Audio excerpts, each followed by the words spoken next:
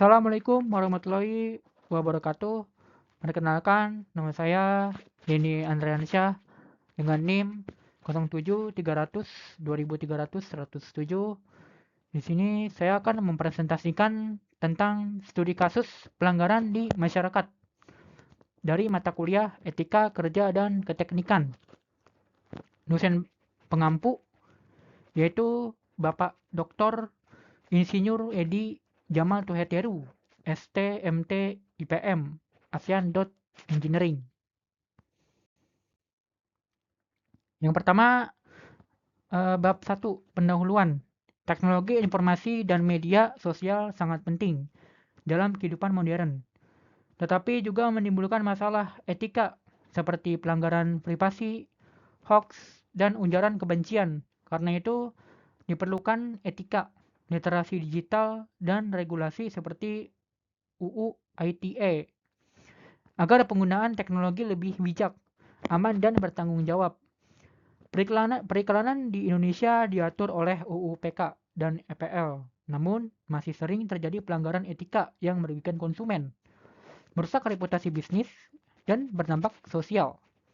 Karena itu, diperlukan pengawasan, penegakan hukum, dan transparansi agar iklan lebih etis.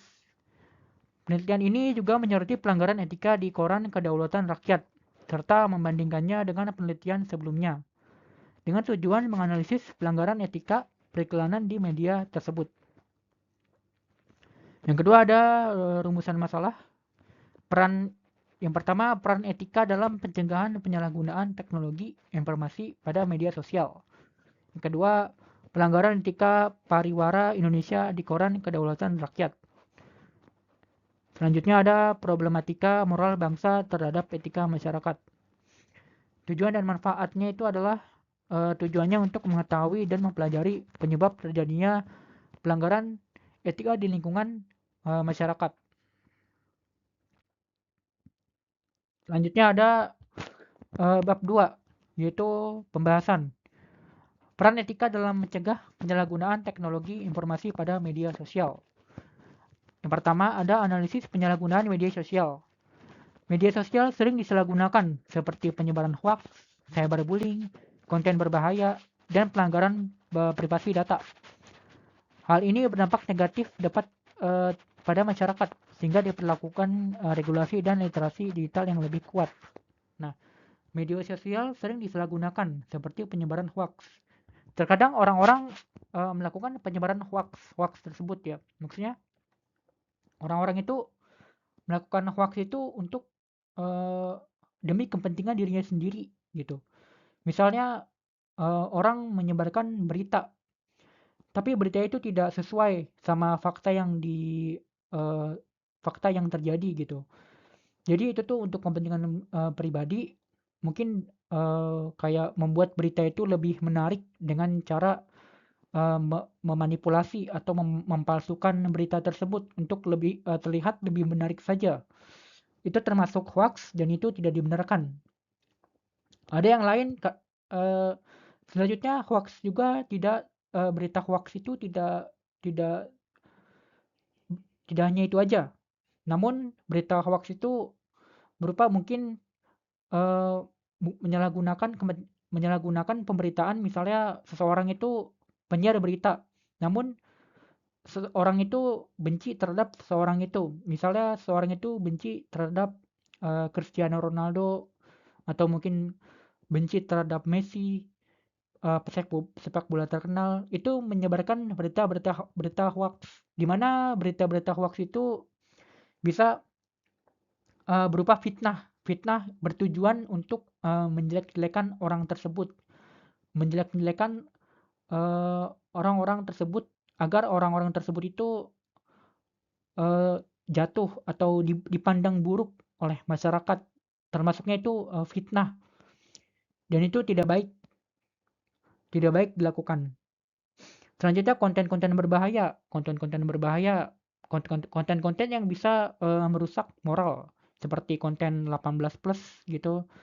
Konten 18 plus itu bisa merusak moral, karena dimana kita itu akan kecanduan keterus-terusan melihat konten-konten yang 18 plus, sehingga hal itu menyebabkan hidup kita mungkin terlantar dan lain sebagainya. Selanjutnya, konten-konten berbahaya itu tidak hanya konten 18 plus, namun konten berbahaya juga seperti konten kekerasan, konten-konten yang seperti ada unsur kekerasan seperti pembunuhan dan lain-lain, itu bisa menyebabkan seseorang trauma. Terlebih masalahnya media itu tidak, apa ya, konten-konten tersebut itu tidak ditonton oleh hanya orang dewasa saja. Namun konten-konten berbahaya ini mungkin bisa muncul di anak-anak kecil, di mana anak-anak kecil itu ketika melihat konten dewasa 18 plus gitu, bisa berbahaya, bisa merusak akal pikiran dia gitu. Dan konten-konten berbahaya seperti pembunuhan dan lain sebagainya itu bisa membuat anak kecil itu trauma, kerusakan mental gitu. Dan selanjutnya pelanggaran privasi data. Nah, pelanggaran privasi data ini macam-macam, berupa penipuan gitu, kayak misalnya penipu itu menggunakan data privasi kita gitu untuk kepentingan pribadi. Misalnya penipu itu menggunakan KTP saya, data pribadi saya untuk dijadikan pinjol gitu. Dan itu juga ada juga sih modus baru ya sekarang ini ya, terkait masalah pelanggaran privasi data, di mana penipu itu menggunakan data pribadi. Misalnya penipu itu menggunakan data pribadi saya, dia itu pakai pinjol, lalu misalnya penipu itu pinjam uang di pinjol 100 juta pakai data pribadi saya. Nah, namun uang itu masuk ke rekening saya. Nah, si penipu itu akan menghubungi saya berupa saya salah transfer gitu. Padahal itu bukan salah transfer, itu tuh modus penipuan. Penipu itu menggunakan data privasi saya, eh, pakai data pribadi saya untuk pinjol. Gimana nanti hutang-hutang dan tagihan itu akan dibebankan ke saya, dan itu benar-benar merugikan seseorang. Selanjutnya ada pentingnya peran etika dalam pencegahan penyalahgunaan. Etika dan literasi digital penting untuk mencegah penyalahgunaan media sosial, namun masih rendah di masyarakat. Kode etik dan regulasi seperti Undang-Undang ITE sudah ada, tetapi penerapan belum efektif karena pengawasan dan penegakan hukum masih lemah. Penyalahgunaan media sosial itu macam-macam. Penyalahgunaan media sosial itu bisa jadi berupa eh, kayak penyebaran berita hoax lah, atau mengupload konten-konten 18 plus lah, atau mengupload konten-konten kekerasan. Itu bisa termasuk penyalahgunaan dalam media sosial. Selanjutnya, tantangan dalam implementasi etika di dunia digital. Penerapan etika digital terkendala rendahnya literasi digital, lemahnya penegakan undang-undang ITE, ketergantungan pada teknologi, dan cepatnya perkembangan teknologi yang membuat regulasi tertinggal, sehingga pelanggaran seperti hoax dan pelanggaran privasi masih sering terjadi. Memang sebenarnya tantangan implementasi etika di dunia digital itu memang lumayan cukup cukup berat tantangannya, terlebih yang tadi dijelaskan, seperti teknologi semakin berkembang, namun undang-undang ITE lemah penegakannya. Karena undang-undang ITE-nya penegakannya itu lemah, maka konten-konten hoax dan pelanggaran privasi itu sering terjadi karena mereka tuh meremehkan undang-undang ITE. Mereka tuh meremehkan undang-undang ITE karena undang-undang ITE ini sangat-sangat lemah, tidak tidak kuat, penegakannya itu nggak kuat. Jadi konten hoax dan pelanggaran privasi itu masih merajalela, kurang lebih seperti itu. Selanjutnya, strategi pencegahan penyalahgunaan. Pencegahan penyalahgunaan media sosial dilakukan melalui literasi digital berbasis komunitas oleh pemerintah dan berbagai pihak untuk meningkatkan kesadaran serta penggunaan media sosial yang bertanggung jawab. Sebenarnya penyalahgunaan media sosial itu sebenarnya dilakukan seperti tadi ya, eee, pen apa, penegakan undang-undang ITE-nya ditingkatkan lagi gitu. Apa mungkin, peraturannya diperketat lagi, sehingga konten-konten, media sosial yang hoaks-hoaks seperti itu atau konten 18+ itu bisa bisa diminimalisir gitu. Kayak konten-konten kayak misalnya seorang akun media sosial punya Instagram di sosial media gitu. Dia menyebarkan konten hoaks atau konten konten yang 18+ atau konten kekerasan gitu.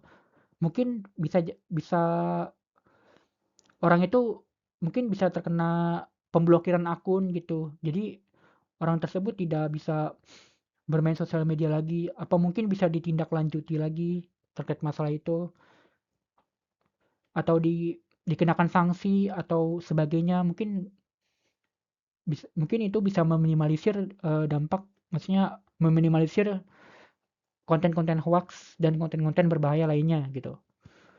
Implikasi sosial dari peningkatan kesadaran dari etika digital, yaitu kesadaran etika digital meningkatkan interaksi positif, mengurangi hoaks dan ujaran kebencian, serta mendorong penggunaan teknologi yang lebih aman dan bertanggung jawab.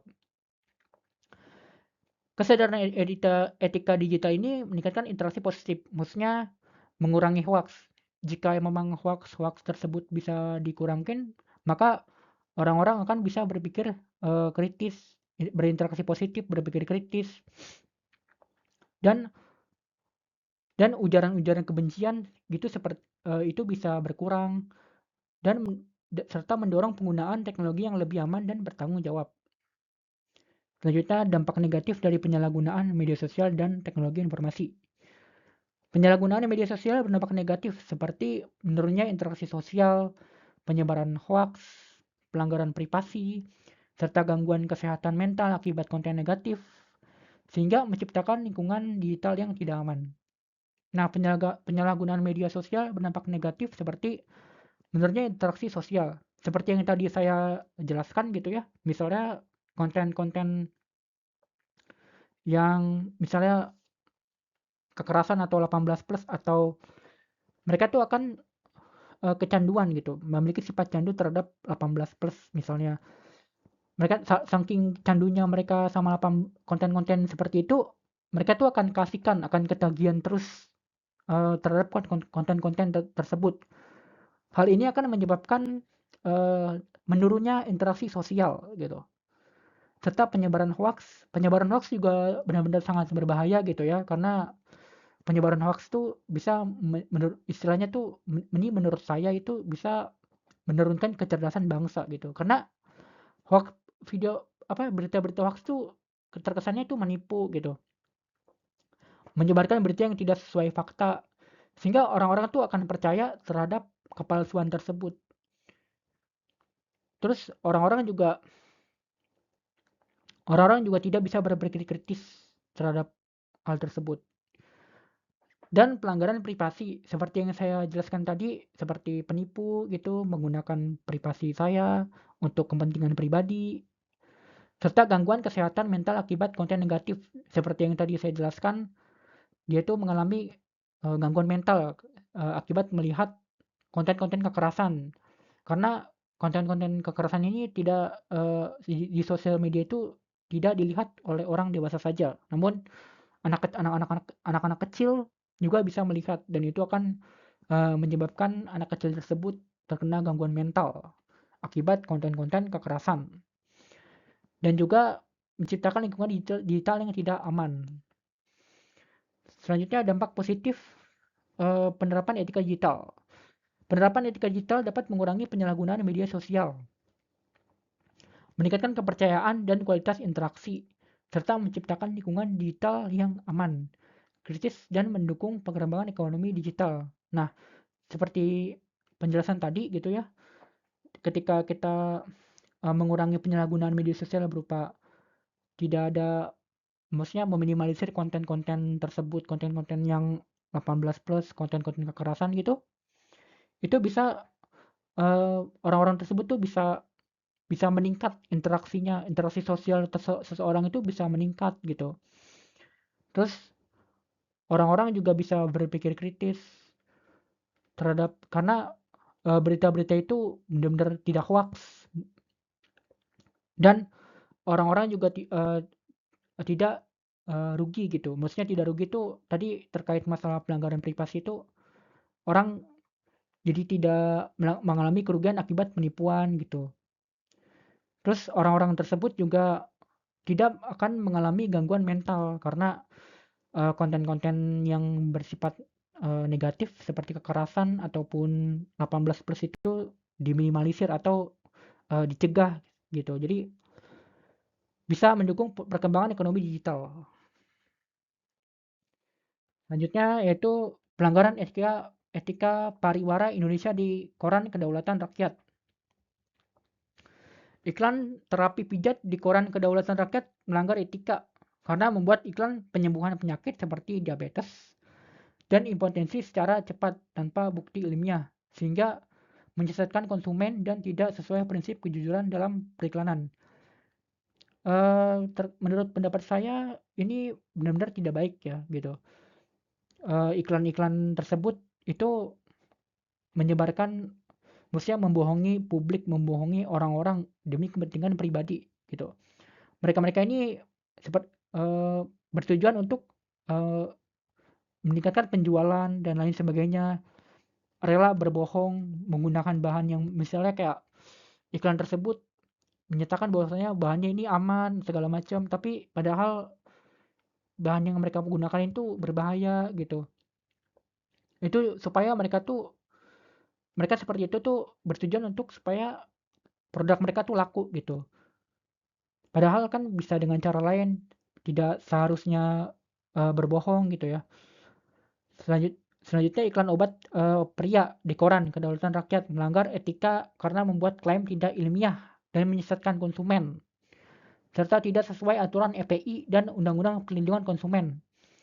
Hal ini menunjukkan perlunya tanggung jawab media dalam menyaring iklan agar informasi yang disampaikan benar, jujur, dan tidak merugikan masyarakat. Selanjutnya, problematika moral bangsa terhadap etika masyarakat. Etika dan moral adalah norma sosial yang mengatur perilaku manusia. Sedangkan hukum berfungsi lebih tegas untuk menjaga ketertiban masyarakat. Pelanggaran etika terjadi karena kurangnya kesadaran, sanksi lemah, dan lingkungan tidak etis yang dapat mengganggu ketentraman sehingga diperlakukan penegakan hukum yang adil dan efektif. Upaya hukum yang dapat dilakukan dalam membentuk moral bangsa saat ini adalah penegakan hukum bergantung pada aparat dan kesadaran masyarakat. Namun masih lemah karena kurangnya etika, pengetahuan, dan pengawasan. Akibatnya, hukum tidak berjalan optimal dan pelanggaran tetap terjadi. Diperlukan upaya internal dan eksternal untuk memperkuat etika dan moral dalam masyarakat.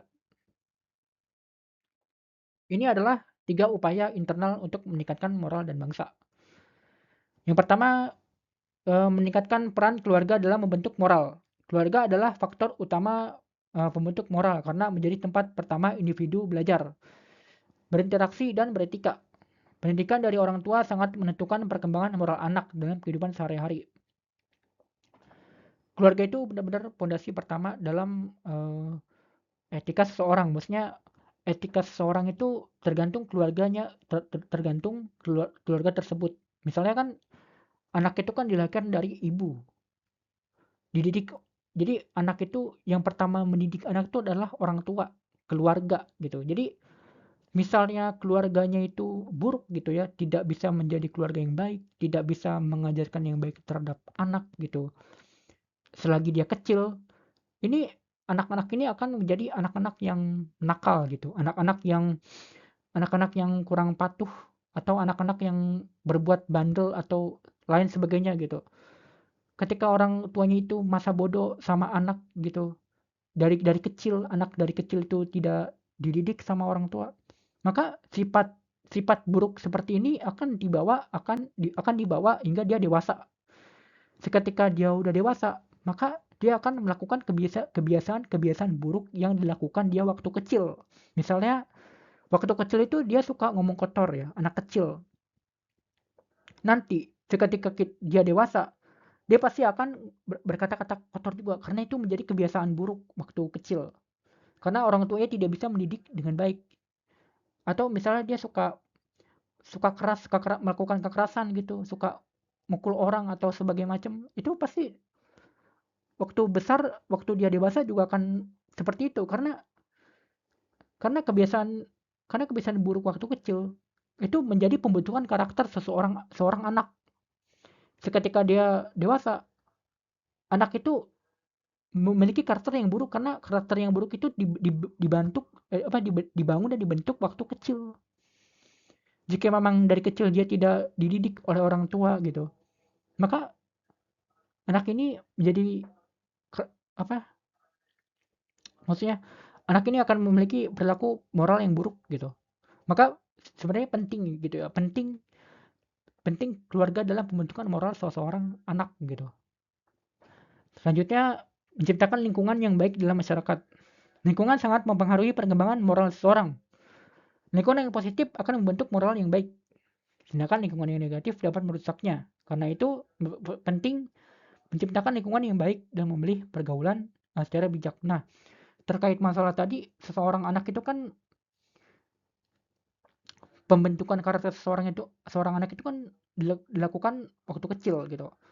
Seketika keluarga tersebut itu tidak, maksudnya keluarga itu buruk gitu. Nah, keluarga yang buruk itu menciptakan lingkungan yang buruk gitu.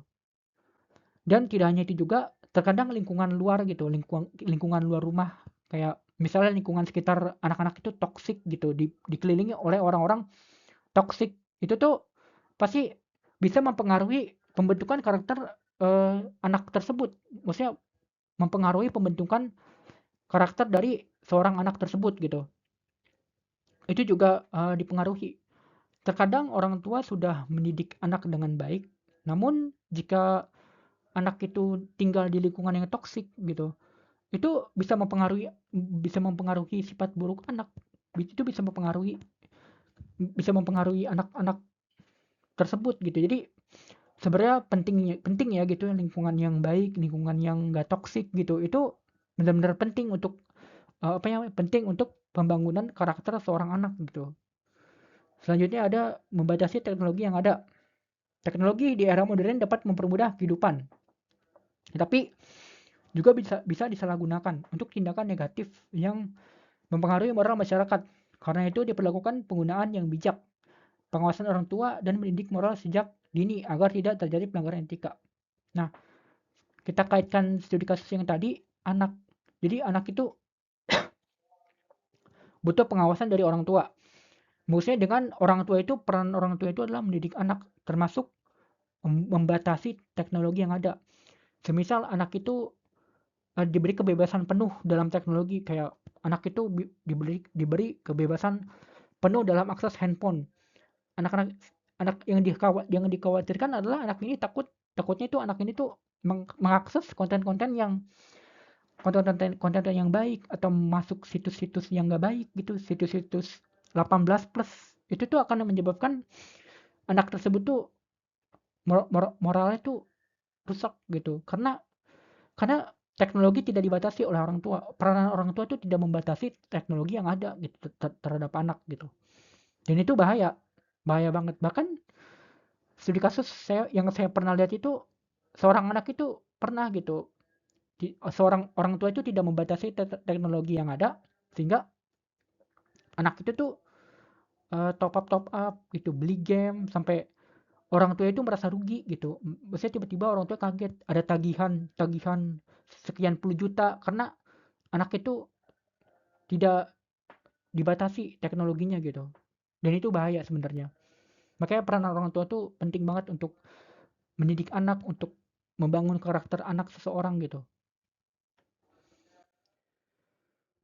Selanjutnya ada upaya eksternal untuk meningkatkan moral bangsa, yaitu mengimplementasikan pendidikan karakter di sekolah. Pendidikan karakter perlu dilakukan secara holistik dan berkelanjutan dan dengan melibatkan semua pihak di sekolah. Tujuannya agar nilai moral tertanam kuat pada siswa dan terbawa hingga kehidupan bermasyarakat. sehingga turut meningkatkan kualitas bangsa. Nah, ini juga penting dari segi eksternal gitu, dari eksternal juga penting untuk meningkatkan moral seorang bangsa, itu misalnya anak gitu. Seperti lingkungan di sekolah yang baik, tidak ada perundungan, tidak ada kekerasan di lingkungan sekolah tersebut, serta guru-guru yang berkualitas, guru-guru yang bisa membimbing anak-anak tersebut itu tidak melakukan hal-hal yang merugikan lainnya, itu juga salah satu hal positif, hal yang bagus untuk eh, meningkatkan moral seorang bangsa gitu ya. Selanjutnya ada seminar tentang kesadaran hukum. Kesadaran hukum masyarakat masih rendah karena kurangnya pemahaman. Sehingga perlu edukasi seperti seminar, aturan etika di masyarakat sering diabaikan, termasuk di kampung Cijambe, Girang. Sehingga diperlukan penegakan aturan dan peran pemerintah untuk mencegah krisis moral dan pelanggaran etika. Selanjutnya ada menegakkan HAM di masyarakat. Penegakan moral dan etika dapat dilakukan melalui penerapan undang-undang seperti pasal 28 ayat 1 tentang kewajiban menghormati HAM orang lain, agar masyarakat lebih saling menghargai dan mengurangi pelanggaran etika. Pemerintah harus bertindak. Moral yang baik dapat diwujudkan melalui pelayanan masyarakat yang sederhana, adil, cepat, dan tidak diskriminatif, serta berorientasi pada kesejahteraan. Selain itu, diperlakukan hukum yang jelas untuk menjaga etika dan moral.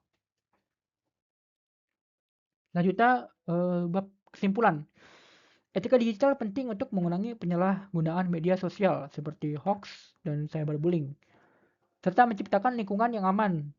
Hal ini perlu didukung literasi digital, regulasi, dan kolaborasi semua pihak agar penggunaan teknologi lebih bijak.